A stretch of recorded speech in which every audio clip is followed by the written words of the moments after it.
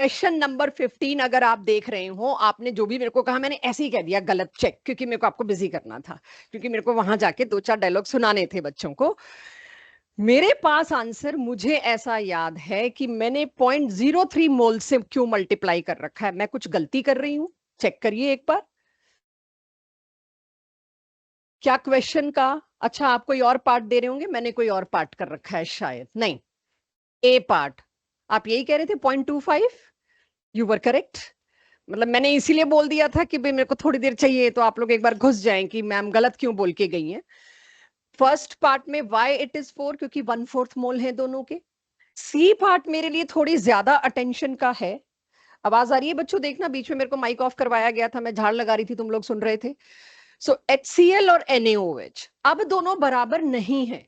जब दोनों बराबर नहीं है तो मैंने दोनों के मोल्स निकाले। आई होप ये हम सबको आता है दोनों के मोल्स निकालना। उसके बाद जब मैंने दोनों के मोल्स निकाल लिए, मुझे पता है HCl के मोल ज्यादा हैं। ये एग्जैक्टली सेम क्वेश्चन में लिमिटिंग रिएजेंट से उठा के लिए, कोई नया नहीं है ये क्वेश्चन आपके लिए, बट रिपीट है। और इसके इतने मोल्स हुए। ये कौन है? बेस। ये कौन है? एसिड। तो कौन सा कम है? बेस। वो क्या होगा? Limiting reagent. वो डिसाइड करेगा कि रिएक्शन कितना होगा। तो ये बेस इतने ही एसिड को न्यूट्रलाइज करेगा। और जब 1 मोल न्यूट्रलाइज होता है तो एंथैल्पी है -57 पॉइंट समथिंग। राइट, मैं 57 ही बोलूंगी, डेसिमल के बाद का मैं नहीं बोलूंगी। तो 0.03 मोल अगर न्यूट्रलाइज होंगे तो कितनी मैनेज हो जाएगा ये। अब तो ये क्वेश्चन सेम उठा के मैंने दिया है। सेम क्वेश्चन आपके वहां भी था मोल कॉन्सेप्ट के दौरान, बट तब मैंने पूछा था कि सॉल्यूशन में कितना प्रोडक्ट बनेगा, या which is limiting reagent and कौन सा एक्सेस और कितना बचा। अब मैंने सिर्फ उसी क्वेश्चन में क्या पूछ लिया? एंथैल्पी दीजिए। सेम ही क्वेश्चन है। तो अब आप लोग एंथैल्पी दे पाएंगे इसकी? ये वाले टाइप के क्वेश्चंस हो जाएंगे एवरीवन। तो मैंने एंथैल्पी कितनी करा दी थी? मेजरली एक कराया था एंथैल्पी ऑफ फॉर्मेशन, दूसरा कराया था एंथैल्पी ऑफ कंबशन, और तीसरा कराया था एंथैल्पी ऑफ न्यूट्रलाइजेशन। तो सोचा एक न्यूट्रलाइजेशन का क्वेश्चन पिक कर लूं ताकि आपको पुरानी क्लास याद आ जाए। अब इसके बाद आ जाते हैं समथिंग वेरी न्यू, जिसने लास्ट क्लास नहीं भी लगाई उसके लिए भी, चाहे डीपीपी नहीं भी करी, ये उसके लिए भी फ्रेश है। Enthalpy of solution. थोड़ा सा आसान क्वेश्चन अगर आना है कवरेज के हिसाब से, मैं लास्ट क्लास करा चुकी। ये क्वेश्चन, ये हिस्सा थोड़ा सा शायद आप 12th में भी लेके जाएं, क्योंकि 12th का पहला चैप्टर है सॉल्यूशन। वहां ये भिड़ते ही चाहिए होगा एंथैल्पी ऑफ सॉल्यूशन। तो बिल्कुल जीरो से समझिएगा। मैंने थोड़ा सा लेट किया आज क्लास स्टार्ट, तो I try to cover that. अगर मैं किसी भी सॉल्ट को लाई, आप एक सिंपल सा एक्सपेरिमेंट लैब में 9th-10th में कर चुके होंगे। व्हाइट कलर का कॉपर सल्फेट का आपको दिया जाता है सॉल्ट, पिसा हुआ पाउडर्ड फॉर्म में। आप जैसे उसे टेस्ट ट्यूब या बीकर में डालते हैं बिल्कुल ड्राई, और फिर उसके ऊपर थोड़ा सा वाटर डालते हैं, तो आप देखते हैं एकदम ब्लू कलर आता है, कॉपर सल्फेट का ब्लू कलर। कुछ वाटर ने किया जिसकी वजह से कलर आया। क्या किया ऐसा वाटर ने? ये क्लास 12th का पूरा वो चैप्टर है कोऑर्डिनेशन कंपाउंड्स वाला, जहां पे कलर के बारे में बात होती है। लेकिन अभी क्या पता चलना है? एनहाइड्रस का मतलब क्या है? बिना वाटर के। इवन टेस्ट ट्यूब पे भी मॉइस्चर है तो गए। ह्यूमिड मौसम में, आजकल के मौसम में, आपने अगर अपने घर में टेबल पे शुगर या सॉल्ट रखा है, आपको पता है उसकी क्या हाल हो जाती है। बिस्किट तो आपका 5 मिनट में नरम पड़ जाता है। तो सेम कॉपर सल्फेट भी नीला पड़ जाएगा वहां पड़े पड़े, क्योंकि मॉइस्चर आ जाएगा। अगर आपने एनहाइड्रस लिया और उसको वाटर दिया, अब यहां पर मैंने वाटर जो लिखा है, कोई मतलब सिर्फ H2O लिखा, अभी मैंने बैलेंसिंग नहीं करी, और कुछ भी यहां नहीं लिखा, मतलब वाटर सॉल्वेंट है। सॉल्वेंट मतलब एक्सेस, सॉल्वेंट मतलब कम से कम 100 गुना तो डाला गया होगा। सॉल्वेंट बोलते ही उसको है कि अगर मैंने 10 मोल सॉल्वेंट के लिए 0.1 मोल या 0.01 मोल सोल्यूट के लिए, सॉल्वेंट मतलब लार्ज एक्सेस। तो ये लार्ज एक्सेस में, इसलिए इसको बैलेंस कभी नहीं करते, इसका कोई नंबर ही नहीं है। इसमें क्या हुआ? कॉपर सल्फेट, सारे आयोनिक सब्सटेंस, सारे salts are readily soluble in water. Water में सब सॉल्युबल होते हैं। तो सब अगर वाटर में सॉल्युबल होते हैं तो आयोनिक है। मेटल तो सारा ही आयोनिक बनाता है। तो मेटल के साथ बॉन्ड है, आयोनिक है, तो ये क्या होगा? दोनों के दोनों अलग टूट जाएंगे, यानी सॉल्युबल हो जाएंगे। जब दोनों अलग होके टूट गए, मतलब सॉल्युबल हो गए, तो सॉल्युबल को हम अब कैसे बताते हैं? AQ। अभी अगली स्लाइड्स पे इस AQ का मतलब पता चलेगा, बट स्टार्ट यहां से कर रही हूं। इसका मतलब क्या है? पूरा 1 मोल कॉपर सल्फेट कंप्लीटली डिसॉल्व हो गया। इस प्रोसेस में यानी 1 मोल किसी भी सब्सटेंस का कंप्लीट सॉल्यूशन जब हो जाए, उसमें जो एंथैल्पी रिलीज होती है उसे कहते हैं एंथैल्पी ऑफ सॉल्यूशन। कोई कोई इसको एंथैल्पी ऑफ डिसोल्यूशन भी बोल सकता है, बात एक ही है। लेकिन अगर मैं आपके पास अगेन आप लैब में जाएं तो आपको ब्लू विट्रियोल के नाम से भी कॉपर सल्फेट मिलता है, जिसका कलर ब्लू है, उसके क्रिस्टल्स होते हैं, पाउडर्ड फॉर्म में भी होता है, क्रिस्टल्स भी होते हैं। फिर वो क्या है? एक कॉपर सल्फेट सफेद है और एक कॉपर सल्फेट ब्लू है। What is the difference between two? ये कॉपर सल्फेट जो एनहाइड्रस है, अगर मैं इसी एनहाइड्रस कॉपर सल्फेट को लिमिटेड सप्लाई ऑफ वाटर देती, थोड़ा सा वाटर देती, या ये लेता ही थोड़ा सा वाटर, मैं कंट्रोल्ड कंडीशंस देती कुछ भी, तो उसमें क्या होता? इससे बनता एक सॉल्ट जिसको हम कहते हैं CuSO4.5H2O। .5H2O का मतलब आप नहीं बना रहे इन दोनों को, पॉसिबल ही नहीं है। यही आपको आज दिखाना है। कितनी सारी एंथैल्पीज हैं जो लैब में करनी पॉसिबल नहीं है, फिर भी उसकी वैल्यू कैसे निकाल के ले आए तुम लोग? How is it possible? मैं इतना कैसे कंट्रोल करूं कि एक कॉपर सल्फेट के लिए 5 ही मोल वाटर दूं? Not possible. लेकिन अब हम उसको कैसे पॉसिबल करेंगे? मैंने 2 अलग अलग लिखी है इक्वेशन। पहली इक्वेशन समझ आ रही है किसकी है? Enthalpy of solution. दूसरी इक्वेशन क्या है? चेक। मैं पहले से ही एक सॉल्ट लाई, बस अब ऊपर वाले सॉल्ट और इस सॉल्ट में एक ही फर्क है, ये एनहाइड्रस नहीं है। वाटर ऑफ क्रिस्टलाइजेशन इसके अंदर गया हुआ है, बनते वक्त ही चला गया था, मॉइस्चर कंट्रोल नहीं था, तो बनते वक्त ही मॉइस्चर चला गया, ब्लू कलर का बन गया। यानी ये मैंने क्या लिया है? हाइड्रेटेड सॉल्ट, जो ब्लू कलर का था, है ये भी सॉलिड। इसको भी एक्सेस ऑफ वाटर में डाला तो मेरे को ये भी पूरा एकदम से पूरा सॉल्युबल मिलेगा। इसको मैं क्या बोलूंगी? इसको भी एंथैल्पी ऑफ सॉल्यूशन बोलूंगी, बट किसकी? ये था एनहाइड्रस सॉल्ट की और ये था हाइड्रस सॉल्ट की, हैं दोनों की दोनों enthalpy of solution. Observe the difference, जिसके लिए 2 एग्जांपल लाए गए। अगर आप किसी भी हाइड्रस सॉल्ट को डिसॉल्व करते हो, उसको डिसॉल्व करने में आपको हमेशा एनर्जी लगेगी, देनी पड़ेगी, चाहे आप टेस्ट ट्यूब को गर्म करें, चाहे वो एटमॉस्फेयर या रूम टेम्परेचर की हीट से ले ले, चाहे आपको यूं करना पड़े। ये जो आप करते हैं, ये भी आप एनर्जी डाल रहे हो, शेक कर रहे हो। अगर आप चम्मच से कोई चीज मिला रहे हैं तो आप अपना वर्क डन के थ्रू एनर्जी ही दे रहे हैं, ठीक है, वो एक बड़ा देसी तरीका है, बट आपने देखा होगा लैब में ये बहुत करना पड़ता है। भाई डिसॉल्व नहीं हो रहा, चलो उस पर रख देते हैं, बर्नर पे हो जाएगा, और हो गया। तो अगर मेरे को कोई भी हाइड्रेटेड सॉल्ट डिसॉल्व करना होगा, वो हमेशा एंडोथर्मिक।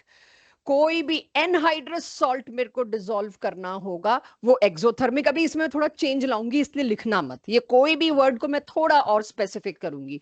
बट पहले ये दिखाना चाह रही थी एंथैल्पी ऑफ सॉल्यूशन का मतलब क्या है। किसी भी चीज का 1 मोल पूरी तरह डिसॉल्व हो जाए प्लेंटी ऑफ वाटर में, और एंड में जब तक AQ ना लिखा हो तब तक आप उसको एंथैल्पी ऑफ सॉल्यूशन नहीं बोलोगे। AQ इज द मार्क जिससे पता चलता है अच्छा ये कंप्लीटली डिसॉल्व तभी हुआ है जब प्लेंटी ऑफ वाटर है और उसके बाद AQ लिखा है, मतलब इनफाइनाइट मॉलिक्यूल्स हैं वाटर के, ये पूरी तरह डिसॉल्व हो गए, बहुत दूर हो गए। तो इसका मतलब हुआ मेरे पास enthalpy of solution. Just definition clear की और कुछ नहीं किया। अब आ जाते हैं वो सॉल्ट्स जिनका हाइड्रेट बनता ही नहीं है। तो हाइड्रेट का क्या मतलब है? हाइड्रेट का मतलब है जहां वाटर जो है डॉट के बाद कुछ लग जाए। रस्ट का फॉर्मूला आपने शायद 9th-10th क्लास में देखा, Fe2O3 डॉट XH2O। तो वो जो ब्राउन कलर का रस्ट आप देखते हैं ना, वो आयरन ऑक्साइड का हाइड्रेट है। ऐसे ही कॉपर सल्फेट डॉट 5H2O क्या है? वो कॉपर सल्फेट का हाइड्रेटेड सॉल्ट है, उसके अंदर वाटर ऑफ क्रिस्टलाइजेशन गया हुआ है। ओके जी। ऐसे सॉल्ट्स जिनका हाइड्रेट बनता ही नहीं है, और ऐसे बहुत हैं, लाइन से हैं, कुछ का ही बनता है हाइड्रेट रेदर, जिनका हाइड्रेट बनता ही नहीं है, NaCl KCl, ये नहीं वाटर ऑफ हाइड्रेशन में बिलीव करते, ये पूरे एक झटके में सॉल्युबल होते हैं। तो जिनके हाइड्रेट नहीं बनते उनकी एंथैल्पी ऑफ सॉल्यूशन लिखना चाहिए था, हाइड्रेशन नहीं। तो जिनके हाइड्रेट बनते ही नहीं है, उन सभी सॉल्ट्स को डिसॉल्व करने के लिए थोड़ी सी एनर्जी चाहिए होती है। वो बात अलग है कि वो रूम टेम्परेचर से मिल जाती होती है। मैं सिर्फ एक सॉल्ट की बात नहीं कर रही जो आपके घर में है, मैं हर सॉल्ट की बात कर रही हूँ जिसमें कैटायन एनायन होता है। तो जिसके भी हाइड्रेट नहीं बनते, NaCl, KCl, ये सारे के सारे जो S ब्लॉक के हैं सॉल्ट्स, इन सबके हाइड्रेट नहीं बनते। लिथियम नहीं लिखा मैंने, वो तो पता ही है, ग्रुप का पहला मेंबर तो मिसबिहेव करता ही है, एनामुलस है ही, वो तो कुछ ना कुछ लोचा करता है, इसलिए मैंने वो लिखा ही नहीं है। उन सभी की enthalpy of solution is positive. लेकिन जिनके हाइड्रेटेड सॉल्ट्स बनते हैं, और अगर मैं अभी यहां पर क्या हेडिंग चल रही है, यहां चल रही है किस किस की एंथैल्पी ऑफ सॉल्यूशन पॉजिटिव होती है, यहां ये चल रहा है। तो पहला पॉइंट, उन सभी सॉल्ट्स की जिनके हाइड्रेट नहीं बनते, आंख बंद करके उनकी एंथैल्पी ऑफ सॉल्यूशन क्या होती है जी? पॉजिटिव। सेकेंड पॉइंट, कोई भी हाइड्रेट सॉल्ट उठा के ले आओ, जैसे कि Fe2O3 dot XH2O, CuSO4 dot 5H2O, ऐसे भी बहुत मिलेंगे अगले साल क्लास 12th में, हाइड्रेटेड सॉल्ट्स काफी मिलने वाले हैं। सभी के सभी हाइड्रेटेड सॉल्ट्स को जब आप पूरी तरह वाटर में डालोगे, उसकी एंथैल्पी ऑफ सॉल्यूशन भी पॉजिटिव होती है। इस बात को चेक करने के लिए देखिए, मैंने हाइड्रेटेड सॉल्ट लिया और इसकी एंथैल्पी ऑफ सॉल्यूशन क्या है? पॉजिटिव। अगर कोई सॉल्ट जिसका हाइड्रेट नहीं बनता, उसकी एंथैल्पी ऑफ सॉल्यूशन भी पॉजिटिव। जिस सॉल्ट को आप डिसॉल्व कर रहे हैं वो खुद ही एक हाइड्रेटेड सॉल्ट है, उसकी भी एंथैल्पी ऑफ सॉल्यूशन क्या होता है? पॉजिटिव। इसको यूज करेंगे तब आदत पड़ेगी। ये काफी डिफिकल्ट कैटेगरी में रखा गया है एंथैल्पी ऑफ हाइड्रेशन, इसलिए लास्ट क्लास में मैंने लिया नहीं, क्योंकि आपका रूटीन में आदत नहीं है सॉल्यूशन को डील करने की। क्लास 12th के पहले ही चैप्टर में डाल देंगे जिसका नाम है सॉल्यूशन। तो अब अगर मैं यहां पे बात करूं NaCl, इस पूरे को समराइज करूं, जो जो मेरे पास कॉन्सेप्ट था मैं लेके आई NaCl, राइट? NaCl को मैंने यहां पर एक्वस, अब तो मैंने H2O भी नहीं लिखा, एक बार H2O लिखा क्योंकि मेरे को एंथैल्पी ऑफ सॉल्यूशन बताना था। अब मैं H2O भी नहीं लिख रही क्योंकि प्लेंटी ऑफ वाटर लिया, इसलिए मैं यहीं से क्या लिखना शुरू कर रही हूं? AQ। इसका क्या होगा? NaCl AQ। इसको मैं क्या बोलूंगी? Enthalpy of solution of NaCl। और इसकी एंथैल्पी मेरे को पहले ही पता है पॉजिटिव, क्योंकि इसका बीच में हाइड्रेटेड सॉल्ट नहीं बनता। जिनका भी बीच में हाइड्रेटेड सॉल्ट बनता है उन सब की एंथैल्पी नेगेटिव होती है, लेकिन बाकियों की पॉजिटिव। अगला सवाल, हमें कैसे पता चलेगा? इट्स टू अर्ली, आपको नहीं पता लगाना, अभी ना आपके बस का है। हम ये इंफॉर्मेशन एंथैल्पी की क्वेश्चन में आपको देंगे, आपने पता नहीं लगाना। आपको एक बात पता होनी चाहिए बस, वो भी मैं एक क्वेश्चन के थ्रू अभी कराऊंगी, एक दो क्वेश्चंस के थ्रू। हाइड्रेटेड सॉल्ट का मतलब क्या होता है? सिंपल सॉल्ट का मतलब क्या होता है? दोनों के सॉल्यूशन अगर बनाने हैं तो इक्वेशन रिएक्शन कैसे लिखा जाता है, इसके ऊपर का हेडेक आज तो मत ही लेना, राइट? टाइम के साथ साथ ये चीजें आएंगी। सिर्फ इतना पता हो, किसी भी चीज को पूरी तरह डिसॉल्व कर दो, that is enthalpy of solution. अगर आपने वो नॉर्मल सॉल्ट लिया एंथैल्पी ऑफ सॉल्यूशन के लिए, जैसे कि कॉपर सल्फेट, नॉर्मल माने जिसका हाइड्रेट बनता है, तो उसकी एंथैल्पी तो नेगेटिव होगी। लेकिन अगर आपने ऐसा कोई सॉल्ट लिया जैसे NaCl जिसका हाइड्रेट नहीं बनता, उसकी एंथैल्पी ऑफ सॉल्यूशन पॉजिटिव होगी। बस ये आपकी मेमोरी है, डायरेक्ट डेफिनेशन बेस्ड क्वेश्चन है, न्यूमेरिकल में ज्यादातर इंफॉर्मेशन आपको मिलेंगी। अब एंथैल्पी ऑफ सॉल्यूशन को नोट करिए, और कोई कंफ्यूजन हुआ हो मेरे बोलने के तरीके में तो प्लीज वो पॉइंट आउट करिए, ऑनलाइन वाले बच्चे भी। If there is any confusion please point out. अब मैं अपने नॉर्मल स्पीड पे आ रही हूँ, बहुत दिन आपको स्कूल एग्जाम्स के चक्कर में ढीला ढाला छोड़ दिया हमने, बट अब नहीं। सो एंथैल्पी ऑफ सॉल्यूशन में कोई कंफ्यूजन ना रहे, किसी भी चीज का एक मोल पूरी तरह डिसॉल्व होता है तो हम कहते हैं उसमें रिलीज्ड या एब्जॉर्ब्ड एनर्जी को एंथैल्पी ऑफ सॉल्यूशन। यस, क्योंकि मेरे को एंथैल्पी ऑफ सॉल्यूशन और हाइड्रेशन के बीच में ब्रेक देना है कि आप कंफ्यूज ना हो, तो इस वजह से मैंने पहले लिया है एंथैल्पी ऑफ एटोमाइजेशन। एंथैल्पी, अब एंथैल्पी ऑफ सॉल्यूशन जितना आया उसको साइड में रख दीजिए। एंथैल्पी ऑफ एटोमाइजेशन, नाम क्या बता रहा है? एटम का बनना। सॉल्यूशन का मतलब था डिसॉल्व होना, न्यूट्रलाइजेशन का मतलब था एसिड बेस का न्यूट्रलाइज होना। इसी तरह से एटोमाइजेशन क्या बताता है? Formation of atom. एडिशन क्या बताता है? किसी चीज का एडिशन। फॉर्मेशन ऑफ एटम का क्या मतलब है? Let's see. किसी ऑलरेडी एग्जिस्टिंग नॉर्मल कंपाउंड को तब तक तोड़ते रहना जब तक वो अपने टोटल सारे एटम्स में कन्वर्ट ना हो जाए, that is reaction called as atomisation. और उसमें कितनी एनर्जी का खर्चा होगा, that is called as enthalpy of atomisation. जब कोई चीज तोड़नी है ना, तब मैं कॉन्फिडेंस से कह सकती हूँ इसकी एंथैल्पी हमेशा पॉजिटिव होगी। बॉन्ड तोड़ना है, नेचर के खिलाफ जाना है, तो मुझे एनर्जी लगानी है। यहाँ मतलब ये बहुत इजी सा है। लास्ट क्लास में तो मैंने सोचा था मैं होमवर्क में डाल दूंगी, बट आज लगा सॉल्यूशन और हाइड्रेशन के बीच में कुछ तो लाना पड़ेगा, so I thought of taking it. जैसे अब आप ये देखिए, ये मैंने H2 गैस ली थी, इसको तोड़ा, 2H। जब भी 2H आइसोलेटेड होंगे, पूरी तरह अलग अलग होंगे, अंडरस्टूड है वो गैस होगा। कभी कभार हम आपको तंग करने के लिए G हटा देंगे कि ये तो तुम्हें खुद पता होना चाहिए, जब तोड़ के एटम्स अलग अलग कर दिए तो इतनी दूर कर दिए, मतलब वो गैस हो गए। चलिए अब HCl, HCl क्या है ये भी कहने को तो एक गैस है। इसका बॉन्ड तोड़ा, एक H और एक Cl बना। I know it is not possible in lab. आज आपको पता चलेगा लैब में जो चीज पॉसिबल नहीं है तुम उसकी एंथैल्पी निकालते कैसे हो, वो आज पता चलेगा। सो दोनों को अलग अलग कर दिया। इस पार्ट में जो एंथैल्पी इन्वॉल्व हुई होगी उसको क्या कहूंगी, enthalpy of atomisation. And one more, sodium solid टुकड़ा लेकर आई मैं, राइट। आप क्या सोचते हो NaCl कैसे बनता होगा लैब में, अगर बनाते होंगे? थोड़ा सा सोडियम डाला, थोड़ा सा Cl2 डाला और NaCl बन के आ गया। यस, होता तो ऐसे ही है, वही आज हम बनाएंगे। बट क्या सोडियम सॉलिड सीधे Cl2 को देख के रिएक्ट कर जाता है? एक छोटे से टुकड़े सोडियम के अंदर मिलियंस ऑफ सोडियम एटम्स है। पहले तो वो सबलाइम होता होगा, गैस बनता होगा, लिक्विड बनता होगा, कुछ भी लिक्विड तो बन नहीं सकता, सबलाइम होता होगा। पहले तो वो गैशियस, गैशियस का मतलब क्या है? अब तक गैशियस का मतलब आप क्या लेते थे? Physical state. अब क्या लोगे? पहले तो जितने भी सोडियम आपस में बॉन्डेड थे, एक सोडियम के टुकड़े में जो भी आपने लिया, उनको पहले एटम्स में कन्वर्ट करो, दूर दूर तोड़ के लाओ, तब तो ना वो किसी से रिएक्ट करेंगे। तो पहली स्टेज जो रिएक्शन की होती है, भाई इसको रिएक्ट करने लायक बनाओ। रिएक्ट करने कैसे बनाऊं मैं लायक? 1 मोल ले लिया, 10⁻23 सोडियम आपस में बॉन्डेड है, तुम पहले उसको तोड़ो। उसको तोड़ने के बाद एक अकेला Na, इधर से तुम एक अकेला Cl लाओगे, वो मिलेंगे तब बनेगा NaCl। एक्चुअली में ऐसे हुआ होगा और होता भी ऐसे ही है। तो पहला तो काम करा होगा नेचर ने, या जो भी लैब में मैं हीट दे रही हूँ, जो भी सामान दे रही हूँ, जो रिसोर्सेज दे रही हूँ, सबसे पहले वो क्या काम करेगा? पहले तो सारे Na को अलग अलग करेगा। 4 Na भी अलग हो गए, वो उधर से Cl के साथ रिएक्ट करके NaCl बनता रहेगा और Na टूटता रहेगा, NaCl बनता रहेगा। पेट्रोल भी तो ऐसे ही चलता है आपकी गाड़ी में। आपने एक बार इग्निशन दे दिया, उसके बाद पेट्रोल का कंबशन शुरू हो गया, उसके बाद अपने आप वो फिर बार बार थोड़ी चलती गाड़ी में आप इग्निशन देते हैं, आगे काम अपने आप चालू हो गया।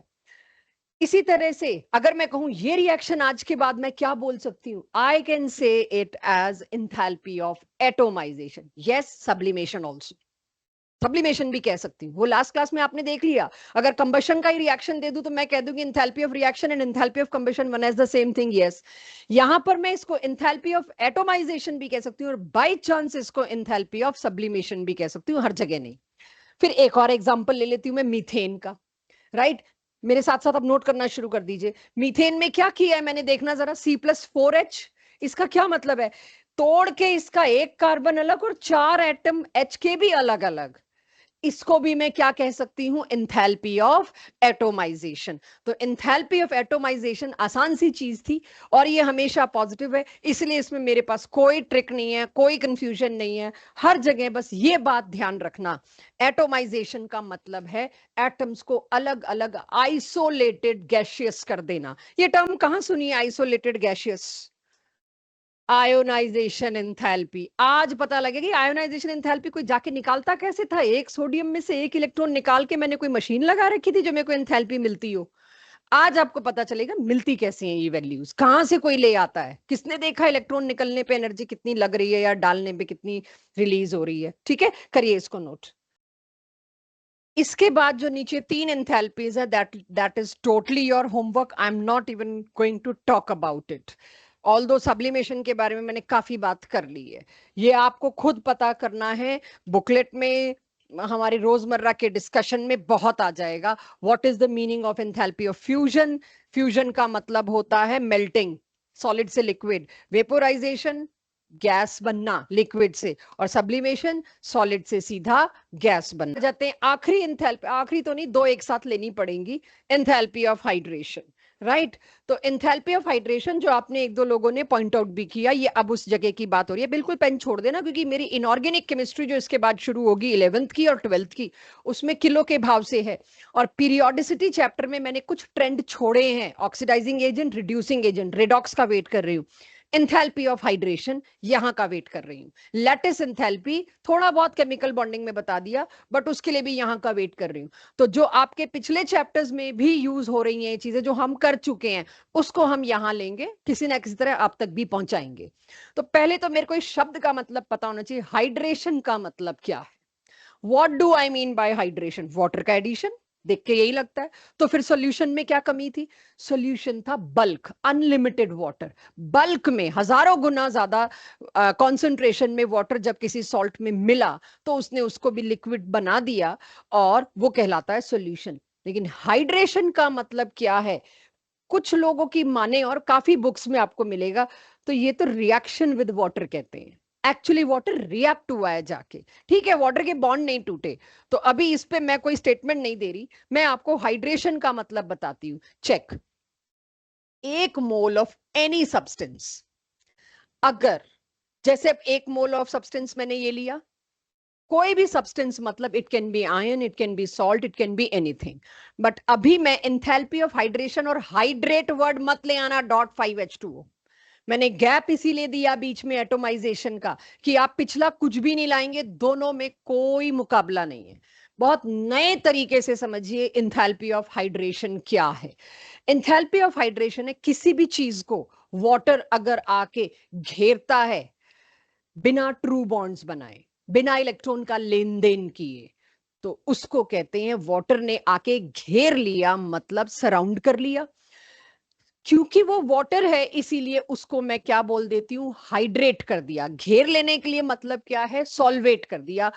अब 12th में आप अमोनिएट पढ़ोगे, हाइड्रेट पढ़ोगे, वो यहीं से आएगा। और अगर आपने 12th में पूछा ये हाइड्रेशन क्या होता है, हर कोई कहेगा 12th में आए हो, 11th का थर्मो में हाइड्रेशन नहीं पढ़ी, पूरी इनऑर्गेनिक केमिस्ट्री में मुझे चाहिए होगी, तो वो मेरे को कहां से लानी है, यहां से। तो enthalpy of hydration, lot of chapters will demand this. तो अब समझिए, जैसे कि कैटायन Na+Cl-, ये आपको पता है, आपने पानी डाला, लास्ट क्लास में थोड़ा आइडिया दिया अभी है मैंने इसका। Na+ अलग हो जाएगा, Cl- अलग हो जाएगा, बट वी नो छोटे से कंटेनर में opposite charges they have to attract and they can reunite. But उस Na+ को बनते ही पता चल जाता है सामने वाटर है, तभी टूटा Na+, नहीं तो नहीं टूटेगा। क्योंकि वाटर एक काम क्या करेगा, प्लेंटी ऑफ वाटर, 4-5 मॉलिक्यूल नहीं, बल्क में है वाटर। वाटर अपने सोडियम प्लस को अपने नेगेटिव एंड से सराउंड कर लेगा। वाटर का पोलर नेचर, उसका डाइलेक्ट्रिक कांस्टेंट, थोड़ा मैग्नीफाई करके दिखा रही हूं, जब आप ड्रॉ करेंगे मैं फिर इसको थोड़ा और छोटा कर दूंगी। लेकिन sodium plus highly unstable positive charge that to complete cannot exist in nature for a second। बनते ही वाटर मॉलिक्यूल्स ने क्या किया, अपने पार्शियल नेगेटिव एंड से इसके पॉजिटिव चार्ज को न्यूट्रलाइज करने की कोशिश करी, not by single layer, by multi layer. True bonds कभी लेयर में नहीं बनते, कोई इलेक्ट्रॉन का लेना देना नहीं हुआ। Can somebody suggest me from first lecture of this chapter, इनके बीच में फोर्स कौन सा? सेम एग्जाम्पल मैंने वेंडरवॉल फोर्सेस की क्लास में इसका दिया था, यही एग्जाम्पल दिया था, आयन डायपोल इंटरैक्शन। आपको 4 या 5 टाइप वेंडरवॉल फोर्सेस की कराई गई थी। पहली हाइड्रोजन बॉन्डिंग कर चुके थे, नहीं पहली मैंने कराई थी लंदन फोर्सेस, डिस्पर्शन फोर्सेस, फिर कराई थी डायपोल डायपोल, फिर कराई थी आयन डायपोल, और फिर था हाइड्रोजन बॉन्डिंग। तो अब ये आयन डायपोल, ये वेंडरवॉल फोर्स बिना नोटिस के कहीं भी आ जाएंगे। दैट्स व्हाई इस चैप्टर से हम कहते हैं कि आपका लेवल अलग शुरू होगा, आपसे पिछला कुछ भी कभी भी मांग लेंगे। तो इन दोनों के बीच में कौन सा फोर्स ऑफ अट्रैक्शन आया? इनके बीच में फोर्स ऑफ अट्रैक्शन आया ion dipole. We all know it is weak van der Waals force because it do not involve electron का exchange, it is not a true bond. तो इसके बनाने में कोई लैब नहीं चाहिए, मेरे को ट्रू बॉन्ड्स बनाने में लैब चाहिए, it's kind of physical change. तो ये वाटर का molecule via these forces of attraction and hundreds of water molecule will घेरोफाई दिस, और उसकी वजह से इतनी ज्यादा एनर्जी निकलेगी कि वो एनर्जी, चलो जो भी निकले, अभी मैं उस एनर्जी पे नहीं जाती, बट उसकी वजह से Na+ क्या होगा, सेटल डाउन। अब Na+ की तरह उस सॉल्यूशन के अंदर है। Similar will happen to Cl-। इस प्रोसेस को कहते हैं हाइड्रेशन। किसी भी सॉल्वेंट का किसी भी स्पीशीज को घेर लेना इज कॉल्ड एज हाइड्रेशन। और वाटर है, हाइड्रेशन। नेक्स्ट चैप्टर्स में हम अमोनिएशन भी वर्ड यूज करेंगे, अगर सॉल्वेंट अमोनिया है तो। एक और आएगा अगले चैप्टर में, एल्कोहलिसिस। अगर एल्कोहल सॉल्वेंट है, ROH, वो भी घेर लेगा Na पॉजिटिव को, तो यस। तो इसके लिए कॉमन वर्ड दिया जाएगा सॉल्वोलाइसिस। थोड़ा अर्ली है हमारे लिए, अगले चैप्टर्स में आएगा तब बात होगी। आज सिर्फ हाइड्रेशन को सोच के अगर मैं देखूं तो मेरी क्लास मुझे एक अगर मैं सही समझा पाई, वहां पहुंचा पाई, तो मुझे आंसर दो, कोशिश करना पवित्र, परीक्षित, अविरल। इस प्रोसेस में एंथैल्पी हमेशा रिक्वायर्ड की हमेशा रिलीज्ड, और वी कैन नॉट कमेंट। आपको क्या पूछ रही हूं, इस प्रोसेस में कैसे पता लगता है हमेशा? अभी थोड़ी देर पहले मैंने एंथैल्पी ऑफ एटोमाइजेशन में टिका के बोला ऑलवेज एनर्जी रिक्वायर्ड, क्योंकि कुछ तोड़ना है, तोड़ने में हमेशा एनर्जी रिक्वायर्ड है। यहां बता दो उसी गट फीलिंग से, forces of attraction hundreds of आ रहे हैं, इसमें क्या कंफ्यूजन था? खुल के बोला है मैंने। इस प्रोसेस में एक ही फोर्स इन्वॉल्व है, that is ion dipole weak attractive forces. Weak हैं बट अट्रैक्टिव फोर्सेस तो हैं। और कितने हैं? वीक छोड़ो, हजारों मॉलिक्यूल जब वाटर के वीक से बहुत जल्दी स्ट्रांग बन जाएंगे, क्योंकि there is no counting of water molecule. Infinite molecules जाके सोडियम को कह रहे हैं तू चिंता मत कर, हम क्लोराइड तेरे पास आने नहीं देंगे। पूरी फौज लगा दी, इसीलिए 1000 गुना वाटर कम से कम डालना पड़ता है। It's a logic.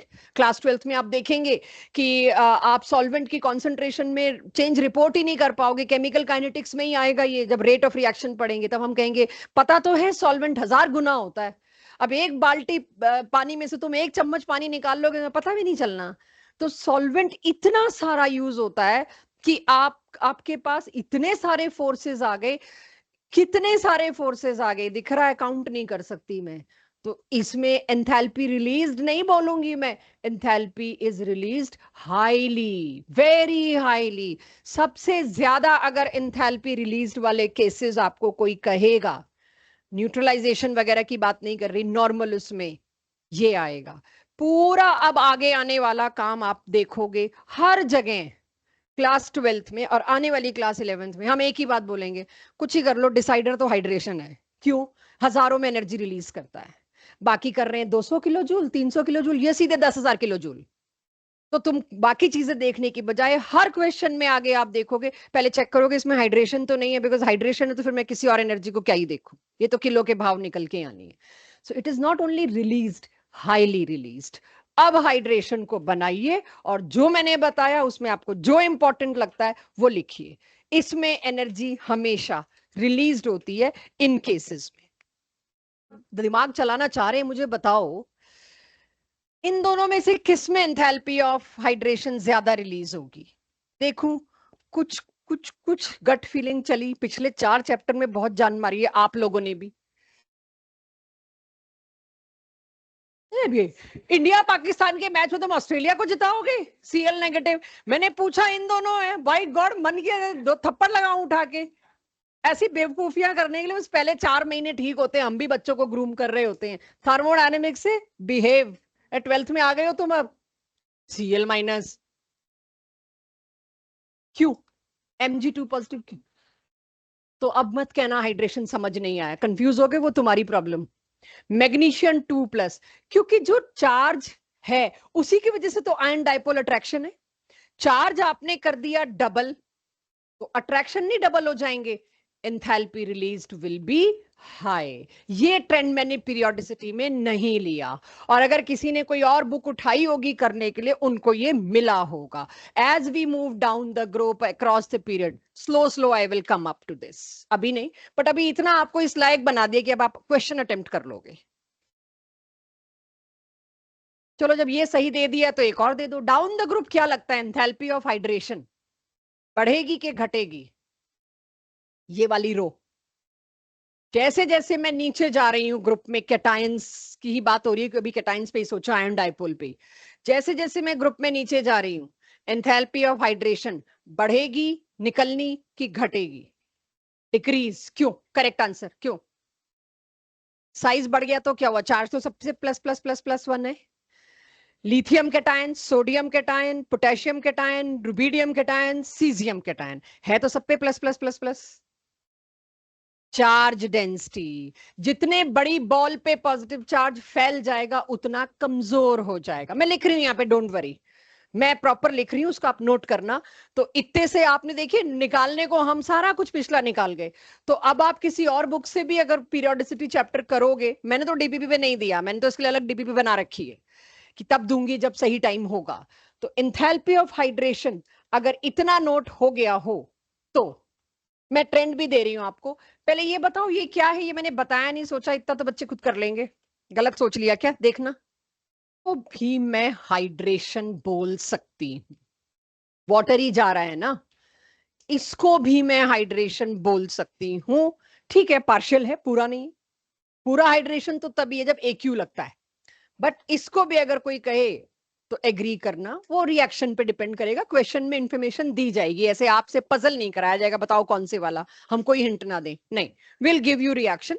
सो आप इसको भी एंथैल्पी ऑफ हाइड्रेशन अगर हम बोलें तो बुरा ना मानना, ठीक है। मैं पहले ट्रेंड लिख दूं ताकि आप लोगों को ट्रेंड मिल जाए। जैसे जैसे आप डाउन द ग्रुप मूव करते हो, सेम ग्रुप में है, डाउन द ग्रुप है, एंथैल्पी ऑफ हाइड्रेशन जो है वो डिक्रीज करता है because of size increase which resulted into less charge density. बहुत अच्छा हो अब अगर आप इसके रीजन में ये भी मेंशन करें, less charge density which lead to weak ion dipole interactions.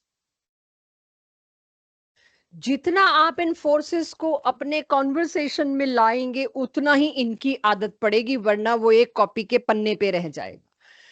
Week ion dipole interaction, therefore energy release is less. गलती होने से डरना नहीं, ये मत सोचना ये फिर मेरी इंसल्ट हो जाएगी सारी क्लास में अगर इस वर्ड को मैंने गलत यूज किया। Just don't worry about that, start using these terms. 3 बार गलत होंगे, 4 बार गलत होंगे, फिर सही होना भी शुरू हो जाएंगे। Start using these terms. So क्यों down the group enthalpy of hydration घटी, रिड्यूस हुई, वो आपके पास है। और अंडरस्टूड है, रिलीज डे मैं बोल भी नहीं रही। इसी तरह से अक्रॉस द पीरियड क्या होगा, आई कैन नॉट कमेंट अभी, क्योंकि चार्जेस भी कुछ कुछ होंगे, बट स्टिल जो आपने कहा सही कहा, पहले मैं वो ले लू। Na plus Mg2 plus Al3 plus, yes, यहां क्या होगी, इंक्रीज, एब्सोल्युटली राइट। आगे एनायन आ जाएंगे तो let's not compare, cation cation को ही कंपेयर करेंगे, एनायन को नहीं कंपेयर करेंगे, वो अलग कंपैरिजन। तो एंथैल्पी ऑफ हाइड्रेशन का ये ट्रेंड आपको पता चलना चाहिए। कोई कंफ्यूजन? क्लियर सबको? अक्रॉस द पीरियड में मैं अभी यही ला रही हूं, मैं धीरे धीरे आपके पास सब कुछ ले आऊंगी। तो अब पीरियोडिसिटी में इसके क्वेश्चन भी आप एक्सपेक्ट करिए। वो जो जेई एडवांस का टेस्ट होना है उसकी डेडलाइन दे रही हूं मैं आपको। अब जो 4 चैप्टर का मैंने बोल रखा है, आप लोग 20, 22, 23 तक अपने स्कूल एग्जाम्स में, 26 सितंबर के बाद मैं नहीं लूंगी। That is my deadline. जो दे दे 26 सितंबर तक दे दे, वरना फिर सिलेबस खत्म होने के बाद, उसके बाद नहीं। आप सभी को बता रखा है 4 चैप्टर जब फेज टेस्ट आपने दिया था, I told every one of you जो डमी स्कूल्स में है, जिनका हो गया है खत्म, इससे बढ़िया तैयारी नहीं हो सकती जो 4 चैप्टर आपने रगड़े हैं पीछे स्कूल के डर के मारे।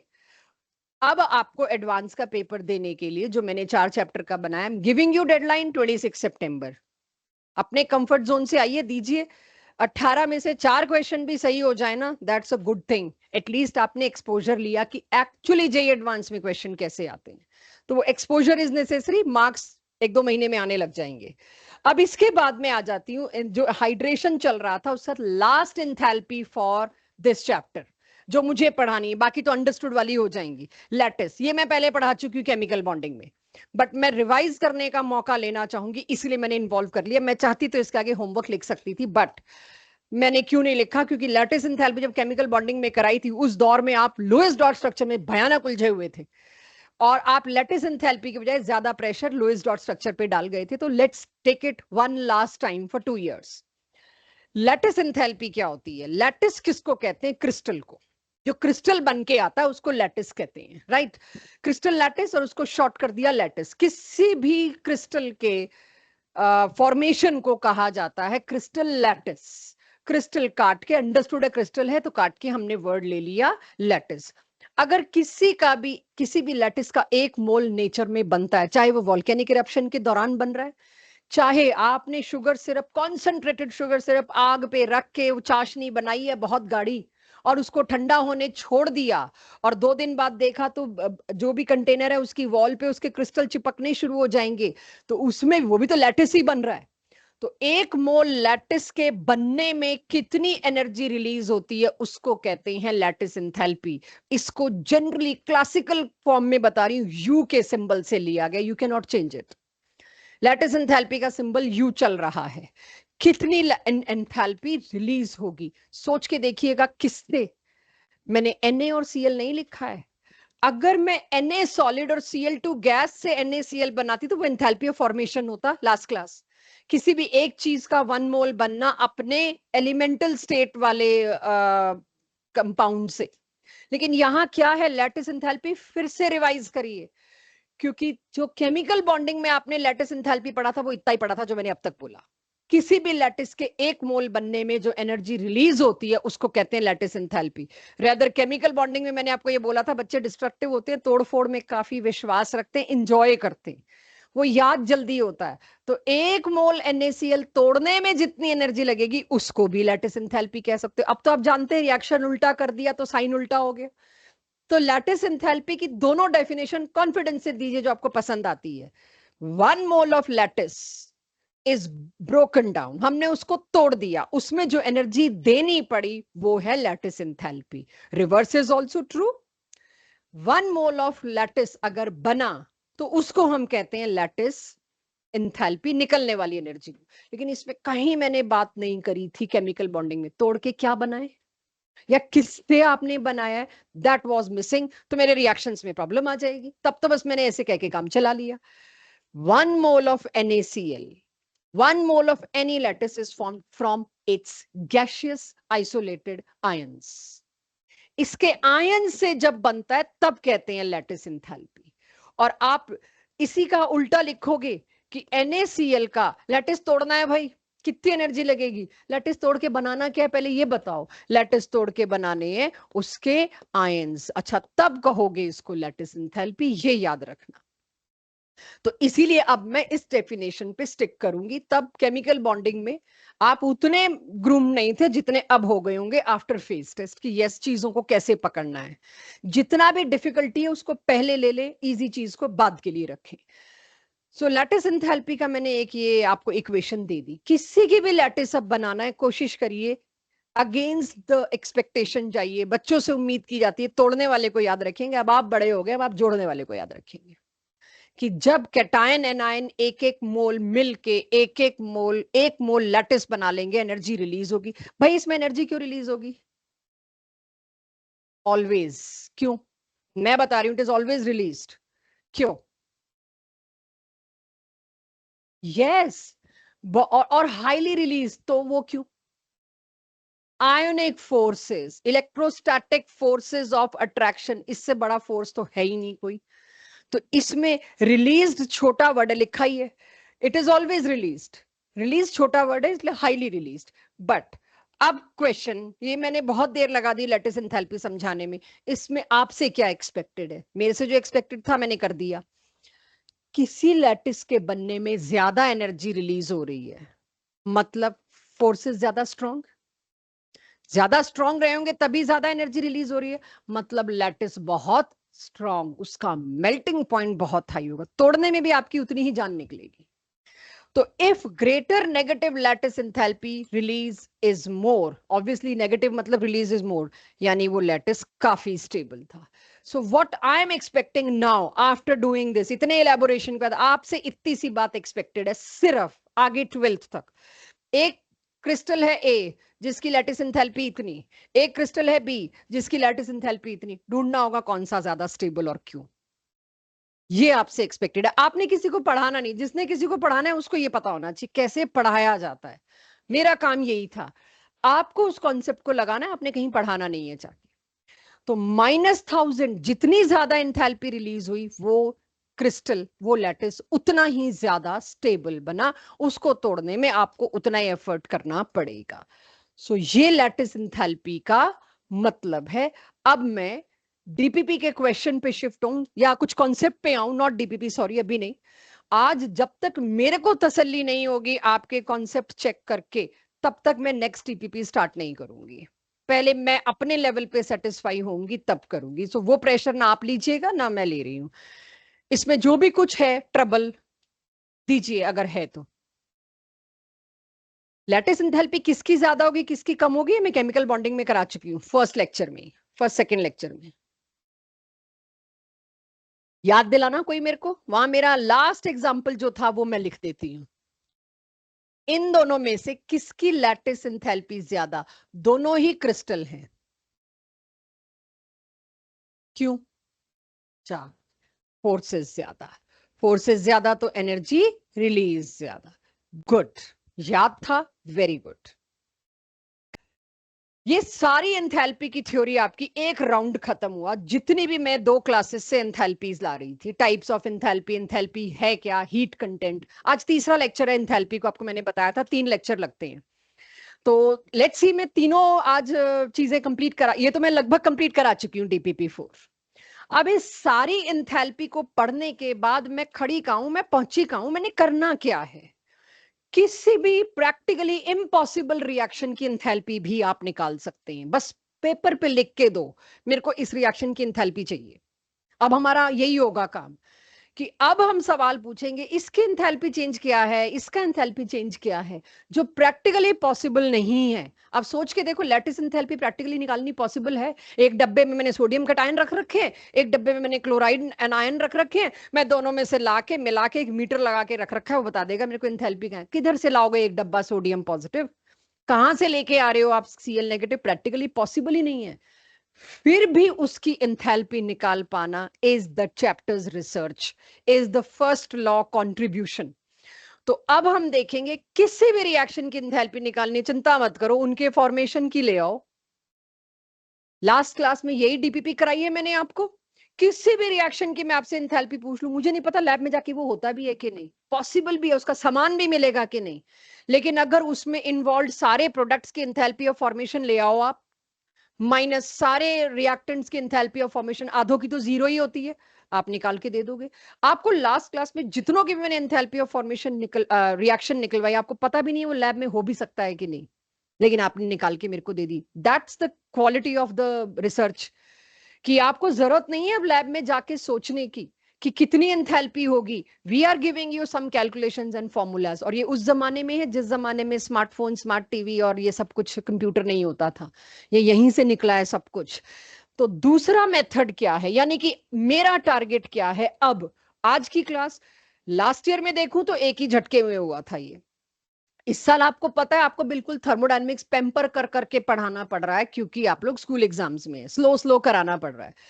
तो 3 रीजंस की वजह से हम एंथैल्पी पढ़ रहे हैं, 3 तरीकों की वजह से।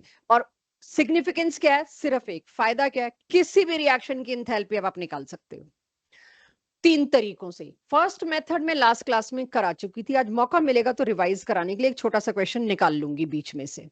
आज अब मेरे को डीपीपी 5 देनी है नहीं देनी, लेट्स सी। उसमें आपको हेस लॉ, एक लाइन का है सिर्फ, उससे वही एंथैल्पी ऑफ रिएक्शन निकालेंगे। तीसरा है bond energy, DPP 6 again single page की है, उसमें तीसरे तरीके से निकालेंगे। किसी भी इम्पॉसिबल रिएक्शन की एंथैल्पी भी आप निकालना चाहो तो आपसे निकलवाई जा सकती है।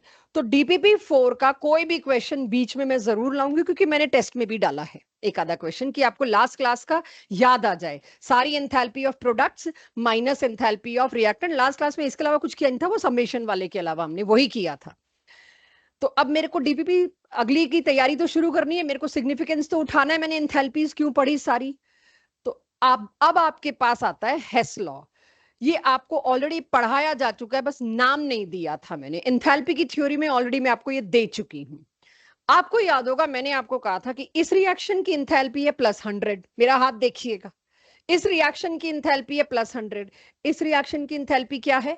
-। इसे कहते हैं केमिस्ट्री। ये रिएक्शन है भी नहीं, पर तुम लोग मान गए, तुमने आंसर भी सही दे दिया। इसे कहते हैं, ये जो कोई और कोई नया स्टूडेंट हो तो आ जाएगा कि क्या है ये, बट गुड।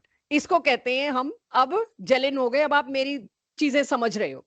अगर किसी रिएक्शन को आप उल्टा कर देते हो तो एंथैल्पी का साइन बदल जाता है। किसी रिएक्शन को आप हाफ से मल्टीप्लाई कर देते हो, मैंने आपसे खुद पूछे हुए हैं, अगर रिएक्शन को आपने हाफ से मल्टीप्लाई कर दिया तो एंथैल्पी भी हाफ से मल्टीप्लाई होगी।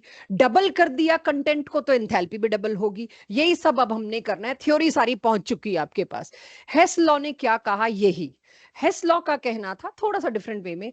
Total amount of heat, heat माने हीट कंटेंट माने enthalpy, total amount of heat involved in any reaction, जैसे कार्बन से क्या बनाना, कार्बन डाइऑक्साइड। इस रिएक्शन में जो भी एंथैल्पी इन्वॉल्व होगी, सपोज कंबशन नहीं लिख रही मैं अभी, थोड़ी देर के लिए सिर्फ 1 लिख देती हूं, इस एंथैल्पी को डैश देती, मैंने 1 दे दिया। किसी एक रिएक्शन में involve enthalpy is, if given, कुछ भी तरीके से मैं इस सेम रिएक्शन को एक डिफरेंट पाथ से करूं, remember it is not a path function, it is a state function.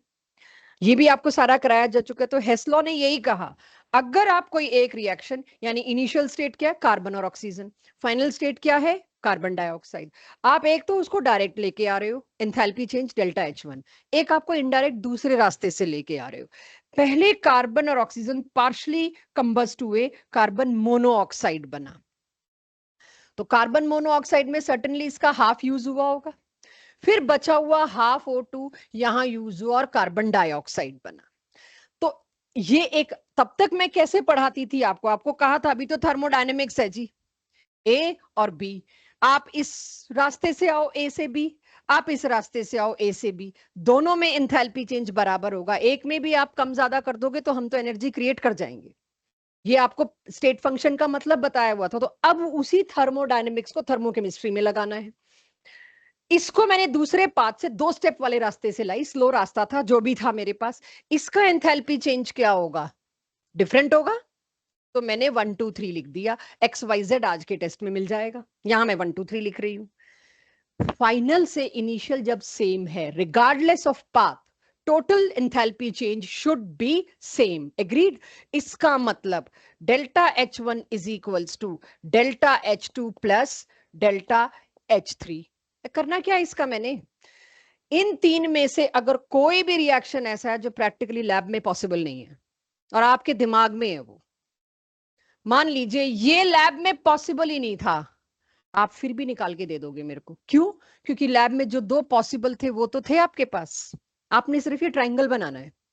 तो कोई भी रिएक्शन आप लेके आओ, और यही हमारी डीपीपी है, हम ऐसी ऐसी चीजें लाएंगे जो आप सोचो, जो एक ले ही आई भी Na+ और Cl- को कंबाइन करके तुम 1 मोल लैटिस बना रहे हो, किधर से Na+ और Cl- कहां से आया, उसको ऐसे ही एक साइकिल में घुसाएंगे और उस एक स्टेप का हम हेस लॉ का इस्तेमाल करके एंथैल्पी चेंज लाएंगे। ऐसे ही आयोनाइजेशन एंथैल्पी निकाली बच्चों, जो आपको पूरा पढ़ा चुके चैप्टर।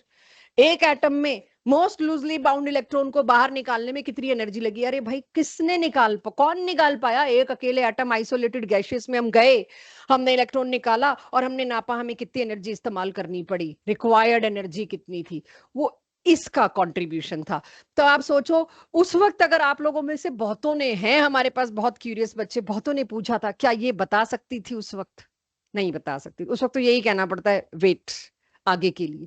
तो अगर किसी चीज के लिए मैं बोलूं वेट आगे के लिए, तो बहुत अच्छा इलेबोरेशन आगे आपका वेट कर रहा होगा। हेस लॉ क्विकली स्कूल के लिए स्टेटमेंट नोट करिए। अब मैं DPP 5 शुरू कर सकती, स्कूल के लिए नोट नहीं, बॉर्न हार्बर साइकिल रहती है। किसी ने बॉर्न हार्बर साइकिल किसी और चैप्टर में पढ़ी है पिछलों में? सुनिए, केमिकल बॉन्डिंग में एक टॉपिक मैंने छोड़ा था, बॉर्न हार्बर साइकिल, वो अब लेंगे क्योंकि NCERT ने उसको थर्मो में ले रखा है। अब मैंने आपको आज 3 खराब एंथैल्पीज पढ़ाई, enthalpy of solution, enthalpy of hydration, enthalpy of lattice. अगर DPP 5 जो देनी है उसका सबसे मुश्किल क्वेश्चन आएगा तो वो इस पे आएगा, तो लेट मी टेक दैट। पहले मैं इसी को ले लूं ताकि इसके बाद more than 50% chapter is over today. इसके बाद फिर मैं आराम से अपने टेस्ट वेस्ट बनाने की तैयारी करूं और तुम लोगों के चैप्टर के कंप्लीशन की साइड पहुंचूं। It will take still 3 to 4 lectures, not more than that. Enthalpy of solution क्या था, इसको मत देखना, ये समझो। अगर मैं कोई क्रिस्टल लाई, इसको पूरी तरह डिसॉल्व करना इज एंथैल्पी ऑफ सॉल्यूशन। यही था एंथैल्पी ऑफ सॉल्यूशन। तो पूरी तरह डिसॉल्व करने में सबसे पहला काम वाटर को, ऑफ कोर्स यहाँ पे एक्वस है, अब तो मैं यहां भी लिख दूं, आपको पता है प्लेंटी ऑफ वाटर, इसका बैलेंसिंग में कोई रोल नहीं है, प्लस ए क्यू क्यों लिखूं, अजीब लगता है, सीधे यहां लिख दूंगी ए क्यू, बहुत सारा पानी डाल दिया। पहला काम वाटर ने क्या किया होगा, लैटिस को तोड़ा होगा। Am I right? First thing was, must be या सपोज टू, ये हुआ होगा। पहले तो ये टूटे होंगे, ये टूटे होंगे, उसके बाद पानी का रोल शुरू हुआ होगा, वाटर का रोल शुरू होगा। भाई वापस जुड़ के चले ना जाएं, इनको क्या करने का काम शुरू किया होगा उसने, हाइड्रेट। और तब मैं कह सकती हूं कि एक्चुअली ये वाया दिस हुआ होगा। तो अब अगर मैं इसको समझना चाहूं, फर्स्ट स्टेप क्या है, लैटिस तोड़ा है और तो कुछ नहीं किया मैंने। फर्स्ट स्टेप क्या है, एंथैल्पी ऑफ व्हाट, या लैटिस एंथैल्पी। फर्स्ट स्टेप में energy involve is lattice enthalpy. Second step में क्या हुआ, एनीवन? सॉल्यूशन नहीं हुआ। नहीं मतलब मैं तो वैसे ही पूछ रही हूं, सॉल्यूशन चेक करो, एंथैल्पी ऑफ सॉल्यूशन क्या था, कंफ्यूज करना मेरा काम है। एंथैल्पी ऑफ सॉल्यूशन क्या था, अपनी कॉपी में सबसे पहला चेक करो, क्या ये एंथैल्पी ऑफ सॉल्यूशन है? बस जो ये मेरे को बोल दे नहीं है, उसको क्लियर हो गया, ये एंथैल्पी ऑफ सॉल्यूशन नहीं है, ये हाइड्रेशन। आप ठीक बोल रहे थे, लेकिन मेरे को तो आगे दिख रहा है ना, कंफ्यूज होंगे। ये आप बिल्कुल ठीक बोल रहे थे, ये क्या था, enthalpy of hydration. Enthalpy of solution क्या है फिर? मैं तो कंफ्यूज हो गई, क्यों सायांश?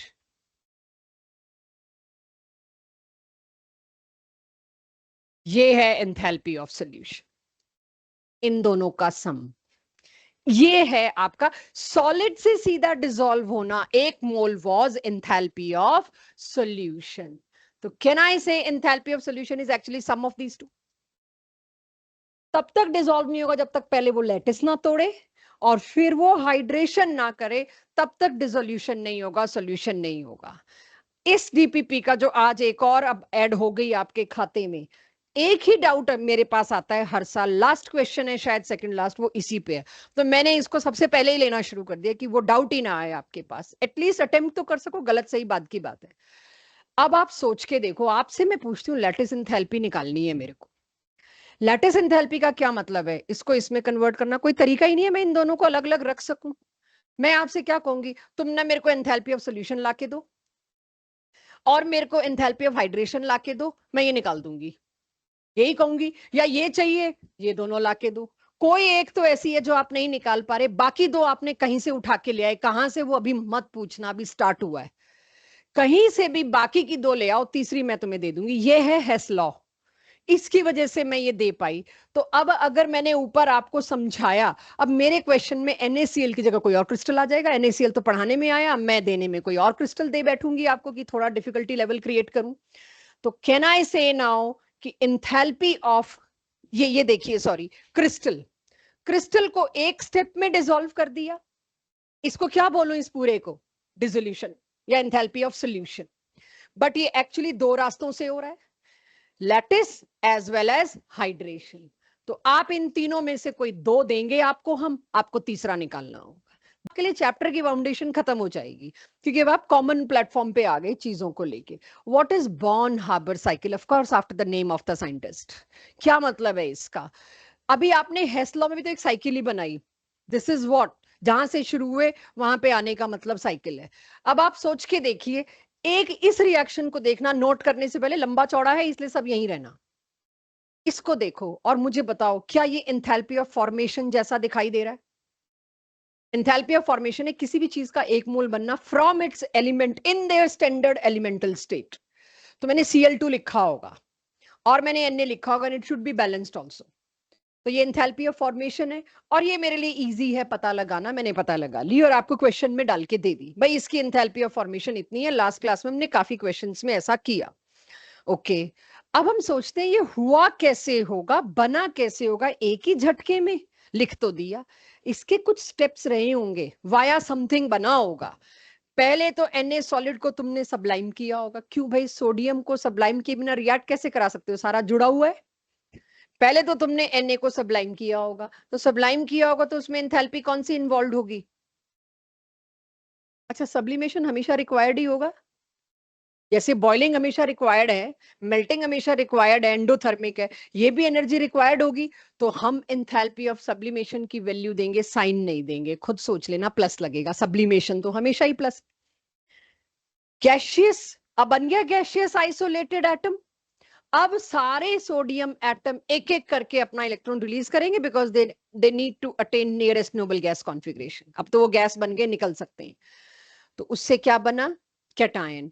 इस एंथैल्पी को अब क्या बोल सकती हूँ, डीआयोनाइजेशन एंथैल्पी। यू नो, एक ही चीज पता है यहाँ पे आपको, अब तो खैर कई चीजें पता चल गई। चलो जी, कैटायन तैयार हो गया, सब पैरेलल में एक साथ हो रहा होगा। इधर कैटायन तैयार हुआ, उसको देख के इधर कौन तैयार होना शुरू कर रहा है, एनायन। गलती का एरिया यहाँ आने वाला है, ध्यान यही रखिएगा। इसमें बॉर्न हार्बर में एक ही गलती होती है, इसीलिए इसके क्वेश्चन भी नहीं मिल रहे हैं हमको, हर जगह एक ही चीज पे गलती करा रखी है और कोई गलती का स्कोप नहीं है। Cl2, अब मैंने हाफ लिखा है, दैट इज फॉर बैलेंसिंग, लेकिन अगर आप देखो तो Cl2 क्या है, ये इसके बॉन्ड को तोड़ा आपने, तो तोड़ के कितने Cl बने, 2। मेरे को इसमें चाहिए कितने, 1। अगर 2 Cl बने, इसको तोड़ने में जो एनर्जी लगी होगी या एंथैल्पी लगी होगी, उसको हम बोलेंगे एंथैल्पी ऑफ डिसोसिएशन। मैंने आज कराया नहीं, मुझे पता है, इतना तो शब्द आप पकड़ लोगे, तोड़ने में जितनी एनर्जी लगी, that is enthalpy of dissociation. Enthalpy of dissociation, suppose बच्चों 100 किलो जूल लगी, उससे कितने क्लोरीन पैदा हुए, 2। यहां कितने यूज हुए, दूसरा क्लोरीन किसी और बॉर्न हार्बर साइकिल में गया होगा, तो यहां पर मेरे को 2 करना है। बच्चे ये नहीं मानते, बस बार बार इसी पे टकते हैं, क्यों क्या कैसे। भाई 2 Cl बने तो 100 किलो जूल लगा, एक और Cl, एक और NaCl की बॉर्न हार्बर साइकिल में चला गया होगा, दोनों ने एनर्जी का मेरे को एवरेज बांटना पड़ेगा, 50 तेरे में मान लेते हैं, 50 तेरे में मान लेते हैं, तो इसलिए बाय 2 करना मस्ट होगा। यही आपसे गलती होगी, हम MgCl2 दे देंगे, वहां नहीं करना होगा, क्योंकि MgCl2 में क्या होगा उसी साइकिल में दोनों Cl यूज हो जाएंगे, वहां 2 नहीं करना होगा, यहाँ 2 करना होगा, ये 2 का ही खेल रहने वाला है। तो एक Cl गैशियस बन गया, अब इसको क्या कराऊंगी, वो वाला इलेक्ट्रॉन जो शायद उसने लूज किया, ये वो गेन कर लेगा।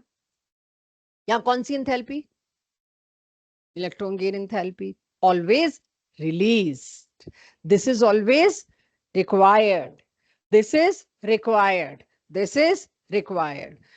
अब बताएं मेरे बच्चे, ये क्या है,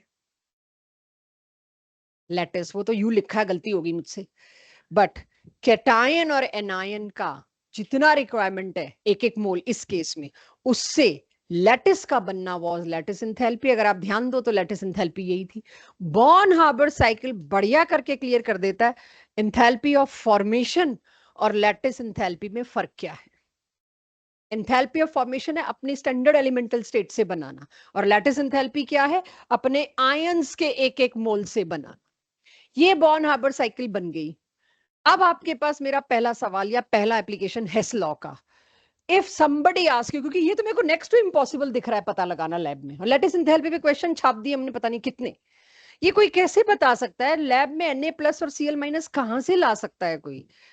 तो बॉर्न हार्बर साइकिल का सबसे बड़ा यूज है to find out all lattice enthalpy. जिस क्रिस्टल की लैटिस एंथैल्पी चाहिए उसके लिए बॉर्न हार्बर साइकिल बनाई जाती है और वो निकाली जाती है।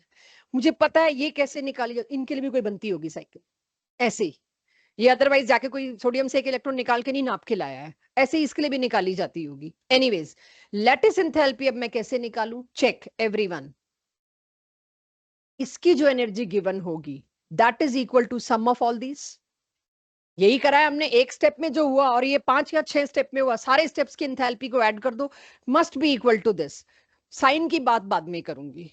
तो इसका मतलब enthalpy of formation of NaCl must be equal to, पहला स्टेप था सब्लिमेशन, मैं दिखाए बिना कर रही हूँ, इतना तो दिमाग में आ गया होगा, और फिर डिसोसिएशन का 2, और फिर आयोनाइजेशन एंथैल्पी, फिर इलेक्ट्रॉन गेन एंथैल्पी, फिर, तो मेरी बुकलेट में इसके ऊपर 2 क्वेश्चन है, तीसरा नहीं मिला मेरे को। एक मैंने शायद MgCl2 भी, 2 या 3 क्वेश्चन है, किसी में मैंने ये पूछ लिया या किसी में ये पूछ लिया, किसी में ये पूछ लिया, कोई मर्जी पूछ लूं आपसे। ये डिपेंड करेगा पूछने वाले पे। This is Born-Haber cycle. To find out lattice enthalpy of any crystal, I have to use Born-Haber cycle. KCl के लिए अलग बनेगी, K और Cl लाएंगे, MgCl2 के लिए अलग बनेगी, हर एक की Born-Haber cycle बना के ऐसे ही लैटिस एंथैल्पीज निकाली गई, वैल्यू देखी गई, ट्रेंड ऑब्जर्व किया गया और आपसे पूछा गया। बनाइए इसको। तो एक आधी एप्लीकेशन करते हैं हेस लॉ की, इसमें पूरे पूरे आप मेरे को यहाँ चाहिए। Born-Haber साइकिल तो चलो होगी, बहुत आसान था, जितना बनाना मुश्किल था उतना समझना उतना ही आसान था। अब जरा पेन छोड़ दीजिए, इसको मेरे साथ साथ नोट नहीं कर पाएंगे। इसी एक इकलौते मेथड पे पूरी डीपीपी है, जो मैंने Born-Haber में करी, जो यहाँ करी। लेकिन Born-Haber आपको इजी इसलिए लगा कि सब सजा के दे दिया, अब सजाना आपने है, तो वहां थोड़ा सा हमें सीखना पड़ेगा। तो I need you people all together here. इस क्वेश्चन में जितना भी टाइम लगे मेरे को आज ही खत्म करके फिर उसके बाद मैं सोच सकती हूँ कि नेक्स्ट क्लास में स्टार्ट करूं। बट एक बार ये समझ लीजिए, यानी हेस लॉ की असली एप्लीकेशन, आप किसी भी चीज की एंथैल्पी पूछ सकते हो, बस मुझे 3-4 एंथैल्पी चाहिए होंगी, वो दे देना उसके बजाय। जैसे मैंने Born-Haber में 3-4 मांग ली, एक मैं दे दूंगी आपको। आपको यहाँ सबसे मुश्किल काम होगा एम डिसाइड करना, वो कर लिया तो बाकी तो गिवन है। आपको कहा गया है एक क्वेश्चन, ये डीपीपी का नहीं है, ये टेक्स्ट बुक क्वेश्चन जो मैं क्लास में कराती हूँ। एंथैल्पी ऑफ फॉर्मेशन निकालो मीथेन की। मैं आगे का क्वेश्चन पढ़ भी नहीं रही अभी, मेरे को सबसे पहले देखना है मेरे को निकालने को क्या कहा गया है, मेरे को पहले एम डिसाइड करना है। तो जो 2 दिन से कसरत चल रही है वो एम डिसाइड करने के लिए चल रही है। Enthalpy of formation of methane क्या होगी अपने स्टैंडर्ड एलिमेंटल स्टेट, ग्रेफाइट भी लिख सकते हैं, अंडरस्टूड है, डायमंड नहीं है ये, +2H2 gives CH4 gas, that is enthalpy of formation. ये हम कर चुके थे, ये मेरा एम है, मुझे इसकी वैल्यू निकालनी है। अब और ऑल्टरनेटिव पाथ्स निकाल लेंगे, उन सब की एंथैल्पी का कुछ करेंगे यहाँ पे, ठीक है, और उससे एंथैल्पी निकलेगी कैसे। गिवन क्या मेरे कंट्रोल में तो नहीं है, मैं क्या मांग लूं, जो क्वेश्चन है उसके कंट्रोल में क्या दिया है उसी से मेरे को जुगाड़ बिठाना पड़ेगा। वो जुगाड़ बिठाने को, वो ये बस दिमाग की बत्ती जलने की देर है, किसी की एक क्वेश्चन में जलती है, किसी की 3 में, करना सब में सेम ही काम है। अब आपके पास गिवन क्या है, enthalpy of combustion of carbon, enthalpy of combustion of hydrogen. आप इधर उधर गए ना इस क्वेश्चन में, तो ये मेरे को पूरा समझाना पड़ेगा, which will consume time. Enthalpy of combustion of carbon given है, enthalpy of combustion of hydrogen given है, enthalpy of combustion of methane given है। मेरे को कोई लॉजिक नहीं दिख रहा है इनका आपस में, पूछी फॉर्मेशन है, दे कंबशन रहे हैं, तो चुपचाप से जो दे रहे हैं उसके रिएक्शन लिखते हैं, राइट। तो गिवन एम तो आ गया मेरे पास। चलो अब गिवन क्या क्या है, तीनों की कंबशन दे रखी है, एम आई राइट। तो पिछली क्लास में हमने एंथैल्पी ऑफ कंबशन निकालनी सीखी थी। चेक, ये कार्बन का कंबशन है, बैलेंस्ड है, वो चेक करना। मेरे से बैलेंसिंग हमेशा गलती होती है, छूटती है, मैं फ्लो में मैं क्वेश्चन सॉल्व कराना शुरू कर देती हूँ, तो ये मेरा डेडलॉक है, बैलेंसिंग मेरे से छूट जाती है, आप देखना। अच्छा, कंबशन ऑफ H2 ये होगा, राइट, यही होगा, और कंबशन ऑफ मीथेन यही होगा, चेक। इन तीनों की इंथैल्पीज गिवन है, इक्वेशन 1 2 3, तीनों की इंथैल्पीज एक्सोथर्मिक है, कंबशन हमेशा एक्सोथर्मिक होता है, ये भी चेक कर लिया मैंने। अब आपका एक ही जुगाड़ है, मैं नीचे के सॉल्यूशन पे लाऊं, हमेशा मैं बच्चों को अंडर एस्टिमेट कर बैठती हूँ, पर बच्चे नहीं इतने डल होते जितना हम घबराते हैं कि इस चीज में डल ना हो जाए, मतलब बोर ना हो जाए और लंबा ना चला जाए। इन 3 रिएक्शन का जो करना है करो, सिंपल मैथमेटिकल इक्वेशन की तरह। इन 3 इक्वेशन से ये इक्वेशन लानी है। तो अब मैं जुगाड़ बिठाना शुरू करती हूँ। मेरा एम है कार्बन +2 हाइड्रोजन, कुछ भी करो इन दो को तो ऐड ही करना पड़ेगा कि ये दोनों ऐड हो, रिएक्टेंट की साइड आए। लेकिन ऐड करने से पहले मेरे को दिख रहा है यार, हाइड्रोजन का आगे 2 चाहिए, हाइड्रोजन के आगे 2 चाहिए। जैसे ही मैंने एम लिख लिया, मैं क्या करूंगी, इस पूरी इक्वेशन को 2 से मल्टीप्लाई कर दूं। जो व्यवहार, जो बिहेवियर आप इक्वेशन से करेंगे, वही बिहेवियर आपको किससे करना पड़ेगा, एंथैल्पी से। इन दोनों को मैं ऐड कर दूंगी। तो देखिए मैंने जुगाड़ कैसे ढूंढा, मेरे को चाहिए ये दोनों एक साथ, कम से कम एक स्टेप तो हो, तो इन दो को ऐड कर दूंगी और एग्जैक्ट मैंने नंबर मैच करा दिया। तो this is my first step, multiply equation 2 with 2 and add with 1। School में अगर आया तो आपको दिखाना पड़ेगा, ऑब्जेक्टिव में तो आप अपने जुगाड़ करके आंसर दे दोगे। तो मैंने अब देखिए इन दोनों का क्या काम किया, पहले देखिए उसको 2 से मल्टीप्लाई किया है, इक्वेशन 2 को चेक, ये भी मैंने 2 से मल्टीप्लाई करके पहले लिख लिया क्योंकि एंड में मैं यही गलती करने वाली हूं। और फिर नीचे लिखी इक्वेशन 1 ऐड किया, बिल्कुल मैथ्स में जैसे ऐड करते हो एलजेब्रिक वैसे ही करना है। तो क्या आ जाएगा, C प्लस 2H2 O2 दोनों मिलके क्या हो जाएंगे 2O2। और ये तो जो भी बिहेवियर मैंने इक्वेशंस को दिया वही बिहेवियर मैंने उसकी इंथैल्पीज को दिया। तो ये दोनों भी एल्जेब्रिकली माइनस माइनस, आंसर किस में आ जाएगा, माइनस में ऐड होके। एम से मैं कितनी दूर हूं अब देखती हूं। एम की दो चीज तो अचीव्ड, और मेरे को याद है एम इधर तो मीथेन ही चाहिए था। ये मेरे को कुछ भी करके काटना है, ये काटना है और ये काटना है, तीनों गायब करने हैं इस इक्वेशन से। और तीसरी गिवन इक्वेशन क्या है, इसका काटने का समान भी है, इसका भी है, इसका भी, और यही मिसिंग था, ये भी है तीसरी इक्वेशन। इस तीसरी इक्वेशन को मैंने क्या किया, जो कि बैलेंस्ड है, सब्ट्रैक्ट कर दी इसमें से। तीसरी इक्वेशन इसमें से सब्ट्रैक्ट करी तो देखिए क्या हुआ, कट गया 2O2 माइनस 2O2, और 2H2O माइनस 2H2O कट गया, CO2 माइनस CO2 कट गया, माइनस CH4 को इधर ले आओ, आप माइनस एक्स को इधर लाते हो तो प्लस एक्स बन जाता है ना। तो ओवरऑल मैं आपके सामने लिख रही हूं 2H2 प्लस C गिव्स, बाकी तो सारे कट कटा लिए, ये किधर आएगा CH4, आ गई enthalpy of formation of methane. और इन दोनों के साथ क्या करना है, ये मैंने सब्ट्रैक्ट किया है बच्चों, तो यहां पे भी मैंने वो रेड कलर से सब्ट्रैक्ट का लगा दिया। अब मेरे पास क्या आया, -965 plus 890, that is going to be my answer. ये कराने वाले की तो ऐसी तैसी हो लेती है, इतना सारा कुछ कराने में, करने वाले को फट फट फट निकल पड़ता है कि इन तीन इक्वेशन की चौथी एम से मैच करानी है बस। तो मुझे तो एक एक चीज लिखनी है तो मेरे को टाइम लगता है, दिखानी है तो मेरे को टाइम लगता है। अब take your time, 2 minute, 3 minute, 5 minute, 6 minutes, 10 minutes, absorb this, note this, और एक क्वेश्चन करके देके जा रहे हो। इसे समझिए, गिवन और एम, सारी प्रैक्टिस नेक्स्ट क्लास में यही होगी, आप एम खुद बना पाए, गिवन के साथ इसको रिलेट कर पाए। ये टॉपिक पूरा प्रैक्टिस पे डिपेंड करेगा, आज कर लो, कल कर लो, परसों कर लो, 10 दिन लगा लो, बिना प्रैक्टिस के ये कॉन्फिडेंस में नहीं आएगा। कुछ पूछ रहे हो, क्वेश्चन ये लो। हाँ बिल्कुल, क्वेश्चन आप लोगों को नोट करना पड़ेगा, मैंने किसी स्कूल पेपर से उठाया है, मेरी डीपीपी में नहीं है कि जब क्लास में इस पे इतना टाइम लगाना तो डीपीपी में क्यों लगाएं। ये तो टेक्स्ट बुक तरीका है हेस लॉ अप्लाई करने का, सबसे पहला मेथड मतलब यही है हेस लॉ। और ये किसी भी क्वेश्चन में ये डिसाइड करना पड़ेगा आपको, आप देखोगे नेक्स्ट क्लास में कि पिछली क्लास वाला मेथड लगाएं कि ये वाला लगाएं, वो enthalpy of formation of product minus reactant, always choose पहले वाला। ये आपका वर्स्ट आंसर, वर्स्ट चॉइस होनी चाहिए। ये तब चूज करो जब क्वेश्चन नहीं फोर्स कर रखा है, तुम हेस लॉ के अलावा कुछ कर ही नहीं सकते। मैं एक और क्वेश्चन आपके सामने कर रही हूं, जो नेक्स्ट क्लास में डीपीपी डिस्ट्रीब्यूट होगी उसी का है फर्स्ट क्वेश्चन। तो आपको क्वेश्चन मैं यहाँ पे पूरा दे रही हूँ, क्या करना है। सो इट इज क्वेश्चन जो आप मेरे को सॉल्व करके आंसर देंगे तो ही जाएंगे। Calculate the enthalpy of formation of carbon monoxide. तो आपको क्या निकालना है, enthalpy of formation of carbon monoxide, आपका एम ये है, फ्रॉम द फॉलोइंग डेटा। और जो डेटा आपको दिया जा रहा है वो दिया जा रहा है carbon solid plus O2 gives CO2 gas.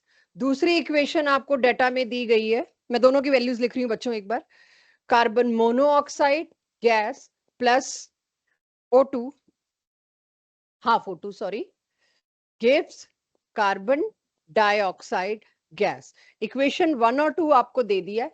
1 की इंथैल्पी है -393.5, 2 की इंथैल्पी है -283 किलो जूल पर मोल। ऑफ कोर्स एम जो भी है बनाओ, डिजाइन करो, और इन दोनों इक्वेशन से एम कैसे निकाल सकते हो वो डिजाइन करो, आंसर दो और जाओ। कि फर्स्ट में से सेकंड माइनस करके लिटरली आ रहा है बच्चों, वो पहला पहला क्वेश्चन था, वैसे इतना बचकाना आएगा नहीं। मैंने तो पूरे ऐसे डेकोरेट करके दे दी है। एनीवेज, कम से कम मेरे को ये पता चल गया है आप एम ठीक बना रहे हैं। C plus half O2 gives CO, aim है आपका ये। तो अब इसके लिए जैसा मेरे को लोगों ने कहा मैं कर देती हूँ, सेकंड माइनस कर रही हूँ फर्स्ट में से, यही कह रहे हो ना तुम। ऑब्वियसली मेरे को CO उस साइड चाहिए, तो इधर माइनस तो देखो लगाना पड़ेगा। मुझे CO प्रोडक्ट की साइड चाहिए, तो मैंने तो यहाँ माइनस लगा दिया। उसके बाद सोचेंगे कुछ गड़बड़ हो रही है कि नहीं। तो यहाँ क्या आएगा, C, और O2 में से हाफ O2 गया तो क्या बचा, हाफ O2, ये तो कट ही जाना है। और ये वाला CO उठ के आ गया इधर। यस, जो बिहेवियर यहां किया वही यहां कर दीजिए।